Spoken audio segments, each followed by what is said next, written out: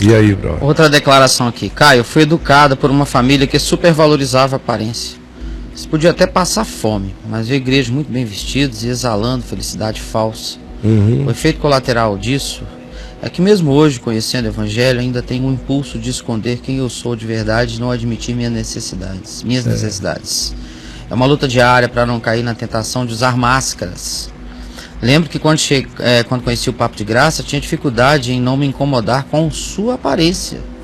Mas perseverei de tal modo que hoje o que é simples tem me atraído e algumas vezes me emociona perceber que eu já sou capaz de transcender a aparência em detrimento da essência. Ainda é um exercício diário, mas de força em força a gente vai seguindo por esse caminho, sobremodo excelente de ver a vida pela luz do Evangelho. Amém. Saiba que muito disso, Caio, devo a você. Amém. Bonito. Agora, você veja a força disso, não é? Olha só. A ponto dela dizer que até para me ouvir aqui, ela teve que enfrentar uma luta interior por causa do meu chapeuzinho, que esses dias eu não estou nem usando. Tá até fazendo falta. Para outros assusta. Ou da minha bengalinha. Ou Também. porque aqui tem esse foguinho aí, que é só um fogo. Eu gosto de fogo, eu sou amazonense. Eu também gosto dos símbolos, do que ele me lembra de santidade, de pureza, de verdade, assim como eu gosto da aguinha que cai, assim como eu gosto da planta, mas não tem nada mágico na minha vida. Eu gosto também do meu gorrinho, da coleção deles, e gosto das minhas bengalinhas, que esses dias eu também deixei elas quietinhas ali. Eu gosto de segurá-las, mas é só isso. Mas você veja, como esses elementos, que na cabeça dela, sei lá a que estavam associados, né? O chapéu, às vezes, quando é do Oriente Médio, fica parecendo um ministro islâmico. Então é uma confusão total, né? Já teve gente aqui em Brasília dizendo que começou a me ouvir pensando que eu era um ministro islâmico. Aí foi ouvindo e recebeu o Evangelho e depois apareceu lá no Caminho da Graça. Mas começou achando que eu era um ministro islâmico e que usava uma bengala. Eu fui convidado a te ver pela sua aparência. Né? Claro. Quem te recomendou a mim falou, aquele cara tem cara de doidão igual você. Pois bem, então veja só a dificuldade que ela teve, acostumada a ver aquele pastor estereotipado, vestido de um certo modo, falando com uma certa entonação, usando as mesmas vocalizações, as mesmas expressões, a mesma terminologia, com as empolgações e empolações de oratória relacionadas a alguém que ele admire ou ao grupo ao qual ele pertença. E aí, de repente, ela chega aqui e encontra uma pessoa que só está a fim de conversar sobre Jesus, porque se você estivesse sentada aqui, neste sofá, conversando comigo, a conversa seria exatamente esta que eu estou tendo com você agora e com todos agora. Eu não fico diferente quando eu estou sozinho, nem quando eu estou na frente dessa TV, nem conversando no almoço. O tom é um só, a conversa é uma só, a vida é uma só. Agora veja o poder dessas pequenas identificações que se transformam em pré-requisitos até para a gente ouvir alguém. Ele precisa ter a cara que eu fui ensinado a cultuar, a aparência que todos os demais e aqueles a quem eu gosto também têm. Porque senão eu não ouço. Ainda que o que o indivíduo esteja dizendo, diga em português, diga e repita, e ilustre e rediga muitas vezes a mesma coisa para ver se as pessoas de níveis diferentes, com pessoas de percepções diferentes, entendem tudo, ainda que seja no esforço de pegar o Evangelho e simplificá-lo com toda a clareza possível. No entanto, o chapéu, a bengala, a barba, o cabelo, ou um tipo de vestimenta, ou a espontaneidade da fala, ou a não adequação sua a um estereótipo, impede a pessoa de ouvir e de prestar atenção, e julga.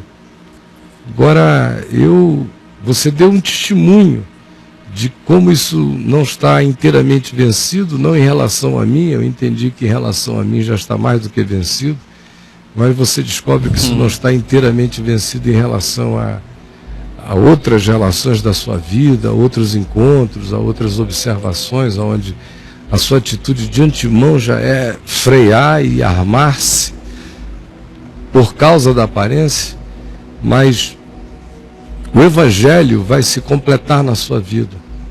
Isso não vai levar você a se tornar uma pessoa tola. Porque tem muita gente que diz, não, eu prefiro ser assim porque eu me defendo. Defende-se entre aspas, porque tem muito lobo vestido com a cara da ovelha da sua projeção, da ovelha da sua preferência. Cheio de lobo. Mas você diz que isso é proteção para você. Você já elimina problemas estatísticos na sua cabeça. É o que muita gente diz para continuar sendo assim. E sem perceber que número 1 não é proteção estatística. Número 2 gera uma camada de olhar separatista, pecaminoso, cheio de juízo dentro da gente, que ofende o próximo, ofende a Deus e limita e emburrece o nosso ser e brutaliza o nosso ser horrivelmente. E se a gente não souber disso e não tratar disso com toda a atenção todo dia, o Evangelho não vai poder crescer em nós, ele não vai poder se expandir em nós, ele não vai derrubar as muralhas da separação, como diz Paulo escrevendo aqui em Efésios, no capítulo 3, dizendo que quando a cruz de Jesus de fato é percebida por nós, a gente entende o significado do Evangelho e do ato redentor e sem acepção de pessoas realizado por Jesus, reconciliando o mundo consigo mesmo em Deus. Quando isso entra na gente, a gente de fato entende e não deixa de ser um jargão o fato de que Deus amou e ama ao mundo de tal maneira que deu e dá hoje, e deu desde antes da fundação do mundo o seu Filho unigênito, para que todo ser humano que nele creia e a ele deseje, e mesmo sem saber, saiba que de algum modo dele precisa, tenha vida eterna. Isso deixa de ser um clichê e passa a ser um olhar verdadeiro que amplia o mundo inteiro, que não tem mais limites. Essa é a oração de Paulo lá em Efésios 4, depois que ele fala no capítulo 3 de que o Evangelho tem que derrubar a muralha das separações, tem que tirar esse muro da nossa cabeça, tem que tirar esse muro da nossa cabeça, do nosso olhar, para a gente poder ver.